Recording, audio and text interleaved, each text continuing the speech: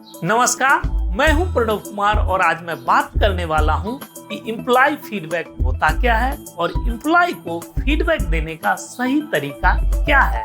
जब कभी भी कोई व्यक्ति कोई कार्य करता है तो उसके गतिविधि के प्रति अपना प्रतिक्रिया देना, उसके एक्टिविटी के प्रति अपना रेस्पॉन्स देना ही फीडबैक है, जिसका मुख्य उद्देश्य होता है उस व्यक्ति को पहले से और ज्यादा बेहतर बनाने में मदद करना। फीडबैक का मतलब कभी भी उस व्यक्ति को इंसल्ट करना या नीचे दिखाना नहीं होता है। हम फीडबैक के द्वारा उसे मदद करते हैं कि वह अपने स्किल सेट को और ज्यादा अच्छा बनाकर और ज्यादा प्रोडक्टिव हो जाए, काम में उसका और ज्यादा मन लगने लगे। अब समझते हैं फीडबैक देने के सही तरीका के बारे में। फीडबैक देने का एक बहुत ही अच्छा और प्रभावशाली तरीका है सैंडविच मेथड। आप सैंडविच के संरचना पर गौर करें। ब्रेड या पाव के दो टुकड़ों के बीच में कुछ खाद्य वस्तु को रखा जाता है। ठीक इसी प्रकार सैंडविच मेथड में फीडबैक देते समय व्यक्ति के दो पॉजिटिव फीडबैक के बीच में नेगेटिव फीडबैक को रखा जाता है।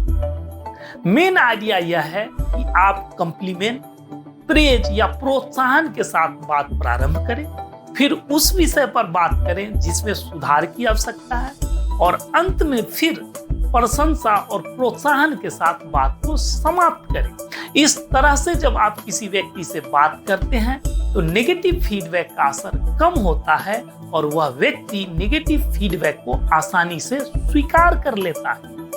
उसे लगता है कि उसका बॉस या सीनियर केवल उसके कमी पर ही गौर नहीं किया है बल्कि उसके अच्छाई पर भी ध्यान दिया है। इसका नतीजा यह होता है कि वह और ज्यादा अच्छे बनने की कोशिश करने लगता है। तो चलिए अब समझते हैं सैंडविच मेथड के द्वारा फीडबैक देने के 5 स्टेप्स के बारे में।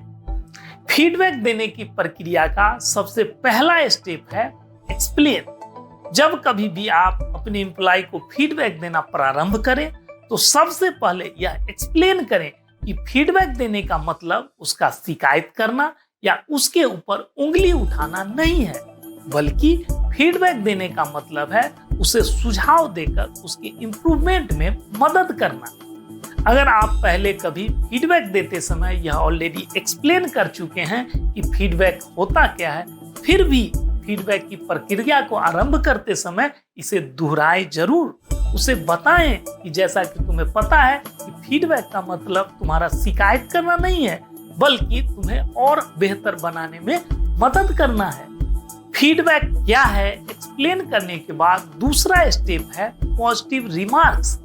सामने वाले व्यक्ति के स्ट्रेंथ को ध्यान में रखते हुए उसके द्वारा किए गए अच्छे कार्यों एवं उसके अच्छे व्यवहारों के बारे में चर्चा करें।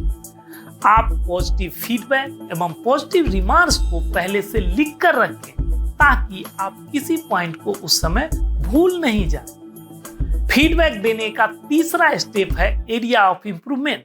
अब आप सामने वाले व्यक्ति के उन पहलुओं पर चर्चा करें जिसे आप पसंद नहीं करते हैं, आपको लगता है कि उसमें सुधार की आवश्यकता है।